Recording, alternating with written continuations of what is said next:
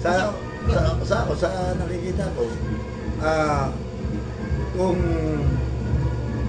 mawawala talaga tawanan, mag-aaral sila ng alternatibong hanap buhay. Hindi lang kasi magiging katulad ng nagtatawag ka, kasi mas maganda kita pag nagtatawag ka eh. Para ka nagne-negosyo na rin yan. Mag-aaral sila ng alternatibong hanap buhay dito sa Rabotas. Pwede silang magtrabaho sa mga shipyard, mga welding, kaya nga lang, hindi katulad dati ng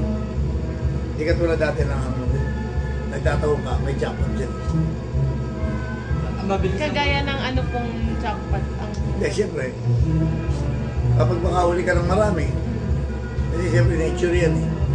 Kasi malaki ang pagkakaiba ng sumusweldo ka lang ng regular. Magkano lang yan, 600 na yen. Kasi samantalang pag ikaw nakakuha ka ng maraming huli na tao, pwedeng 1,000 yung halaga yan. Kaya mong palakihin ang sahod mo. Hindi katulad ng regular ka lang, hanggang doon ka lang. Saka po kung para sa pagod, doon lang sa tahong, mas mabilis pong... Tsaka yun ang skill nila eh. Paano kung hindi sila marunong sa ibang klase ng trabaho, mag-aaralan pa nila.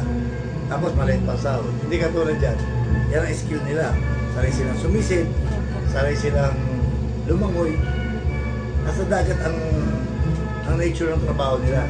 Ibang-iba kasi yung trabaho sa lupa kaysa doon sa dagat.